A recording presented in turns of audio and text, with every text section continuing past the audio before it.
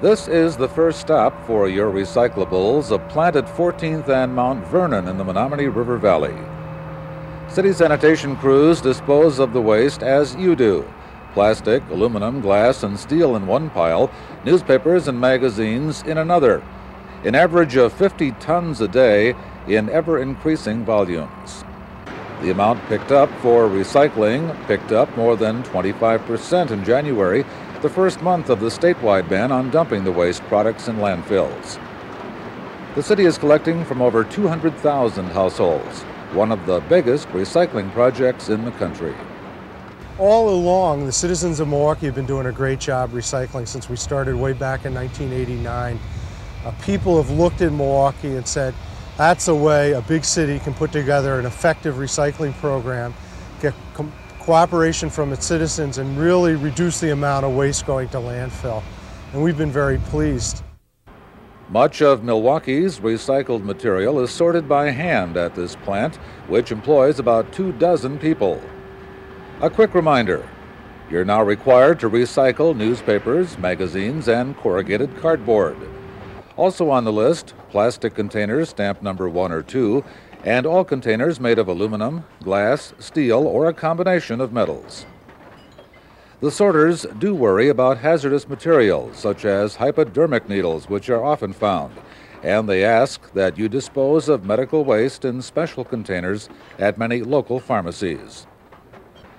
It wasn't long ago demand was low for materials that could be recycled, but that's changing rapidly. Back in 1992, when the state recycling law was passed, people were worried that will there be enough markets when everybody comes online with these curbside recycling programs like the city of Milwaukee's. And as it turns out, Tom, there are very good markets right now, and we're quite pleased with that. So not only is the material being collected efficiently, but it's getting sorted and processed so that the paper mills and the glass plants and the steel foundries and the plastics remanufacturers have a good product to make into new uses.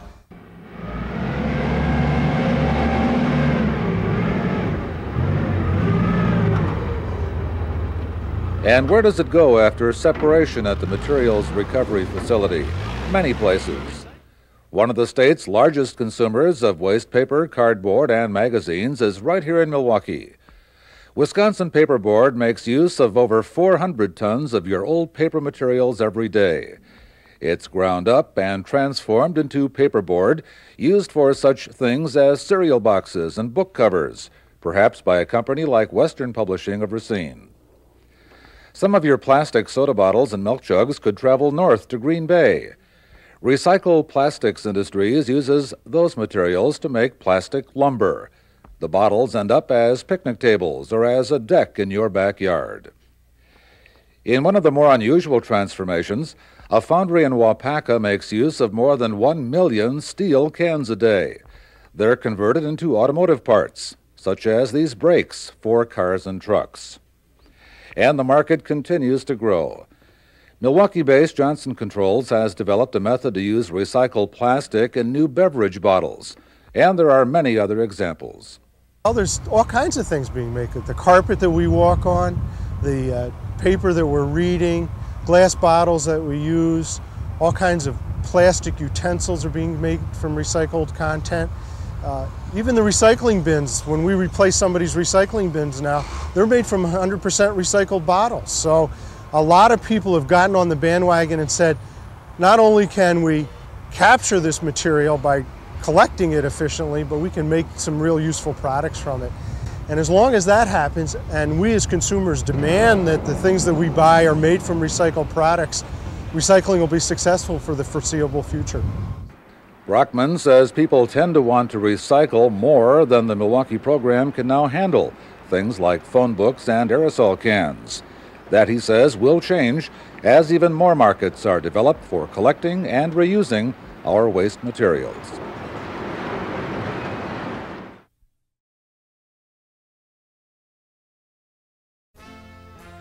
Over 50 years ago, this ornate South Side office building was headquarters for the Pfister & Vogel Leather Company. Across Virginia Street, this building once the hub of the tannery's worldwide operations. They're being transformed into the Tannery, an 11-building, 18-acre commercial and residential development. And the city is helping itself by helping a private developer build on that colorful past. With the infusion of capital and with the improvements that are going to go into the tannery project, there will be a significant trickle-down effect in the near south side of Milwaukee. Developers are putting up over $30 million in this unique setting, but conventional lenders are reluctant to make loans for some things such as roadways, utility work, and a planned riverwalk. So the city agreed to provide $7 million, which it will recover through a special taxing district. The developer said it makes the difference between a great project and a more ordinary one. We need to spend a great deal of money on work on the site, on the public way, on the waterfront, in relocating utilities and other things which it is extremely difficult to raise money for from conventional lending sources, especially in a project of this kind. So the TIF is timely. It's absolutely essential for this project to go forward. Upon completion, the project will generate more than $1 million of additional property tax each year for the city. With this TIF district and the tannery project, I think you're going to see the interest in 5th Street and 6th Street will be significant, because we're looking at, once the tannery project is completed, we're looking at several thousand people working in that area and many living in that area with some substantial disposable incomes, and all the associated businesses that would go along with a new working and living community will flourish because of that. The Tannery is Milwaukee's 26th TIF. Here's how they work. The city provides the money up front. During development, all taxing units receive their share of property taxes based on the original value. As property values increase, so do property taxes. The revenue from the increase, the tax increment, goes to the city to pay back the loan. When all city costs are recovered, all taxing units benefit from the higher property value. A major example is the Grand Avenue Tax Incremental District, created in 1978, a catalyst for other downtown development. All costs have been recovered. When we established the Grand Avenue project, and that's a 16-block area of downtown, it now includes the Grand Avenue as well as the Hyatt, Regency, and the federal office building.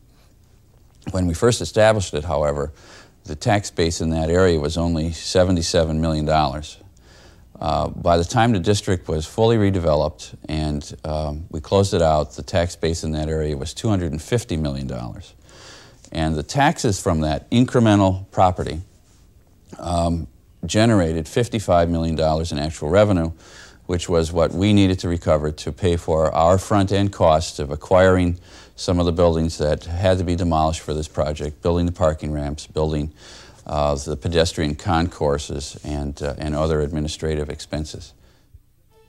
Vacant land downtown turned into another TIF success story. In 1985, owned by the Redevelopment Authority, assessed at $1,700, paying property taxes around $70. Now the Yankee Hill apartment complex is there. All city costs repaid, an assessment over $22 million, the 1994 property tax bill over $800,000. A TIF was created to help develop lands that had been cleared for the Park East Freeway. East Point Commons development continues on the 9-block strip. The equalized value increase in the district as of last year was $18 million. Another challenging project was renovation of the abandoned Blatt's Brewery complex into apartments and offices. Equalized property values in that TIF district, which includes the 1000 North Water Office Tower, have risen over $37 million.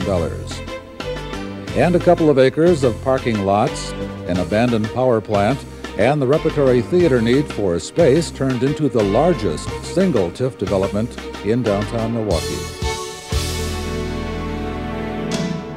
The incremental equalized value of the Milwaukee Center TIF district has increased over $75 million. The district generates over $2.5 million annually in property tax revenue. We're really not asking the other taxpayers in the city to contribute to this. It's the new development that generates enough taxes to pay us back, and when they do pay us back, then all of that additional tax base goes back on the general tax rolls. And that benefits everyone. TIF districts offer more than tax benefits in more areas than in and near downtown. Many require that a percentage of Milwaukee residents or disadvantaged business enterprises be involved in the construction. Next month, we'll take a look at a number of other tax incremental financing projects meant to revitalize neighborhoods, provide jobs, and other benefits for Central City residents.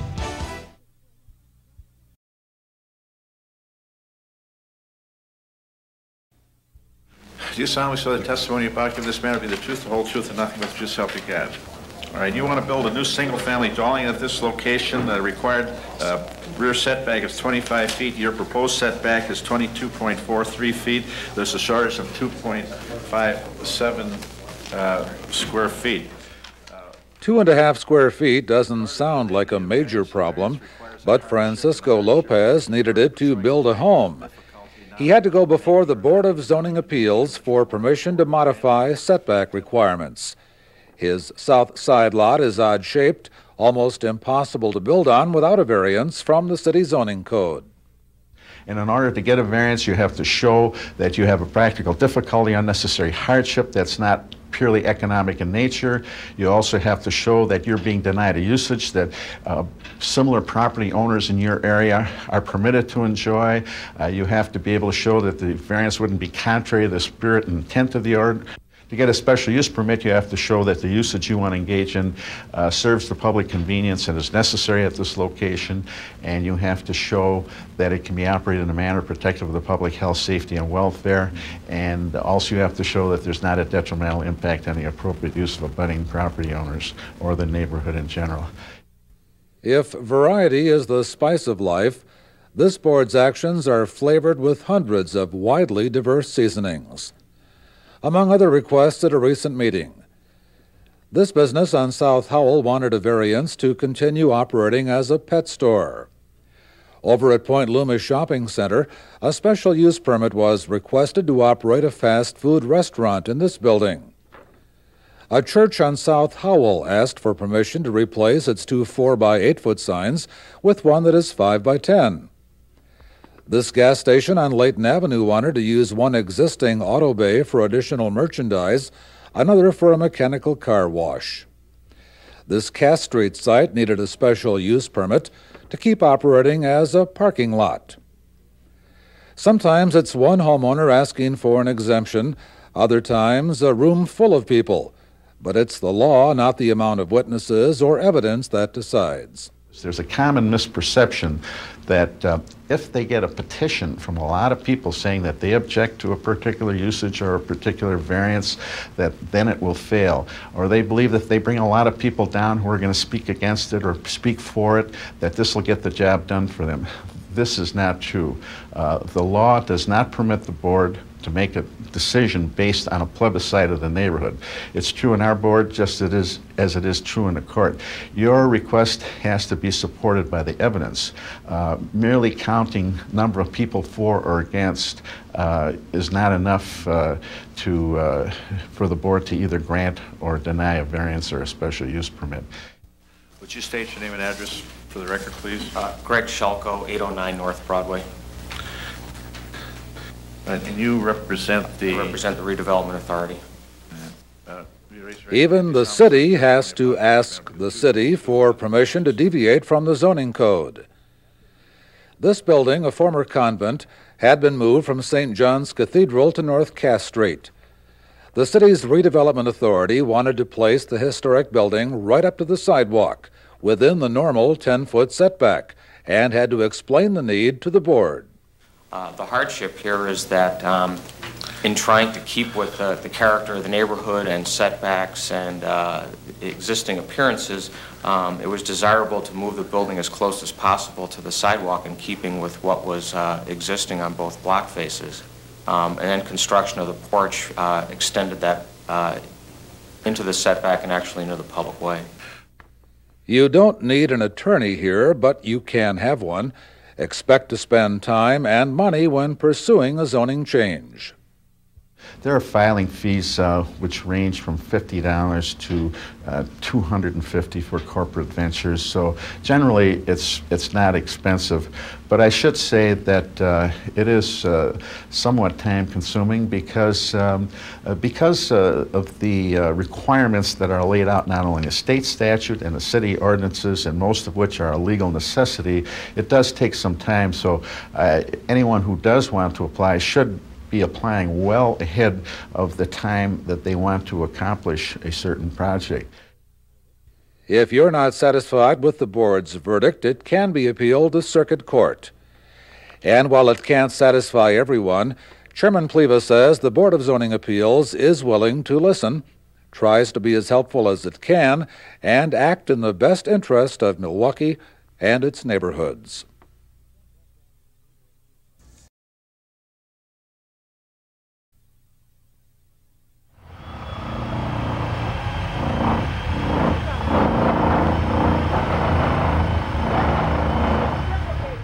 These carpenters are among the many people in our community who are struggling to revitalize the heart of Milwaukee, its central city.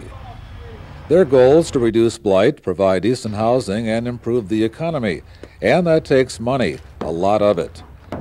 Many of those dollars to get the work done come to Milwaukee from the federal government through the Community Development Block Grant Program. This North Side home and its low-income homeowner needed help with building code violations. The Sherman Park Redevelopment Corporation responded. I think it's very important because a lot of people can't afford to have their homes done, out of their pocket money, so this way they can get it done without having to spend their own money. In this case, it's block grant money that pays for the work, coordinated by groups like Sherman Park Redevelopment Corporation. Its employees are journeymen or apprentices from local carpenter and painter unions, many from a program which helps women and minorities into the trades. While low-income homeowners benefit from block grants, the money also provides jobs. Mariah Bratchett began her career as a pre-apprentice, worked her way off welfare and raised a family, and is now a supervisor and instructor for new painter apprentices. It gives me a lot of satisfaction. I get pleasure in seeing the work that we do, the outcome of the work, how hard the tradespeople work. The trainees, they work very hard and they take pride in what they do. This is what gives me a lot of pleasure, is to see them take so much pride in what they do. A special target area for block grant funding has been established in Milwaukee.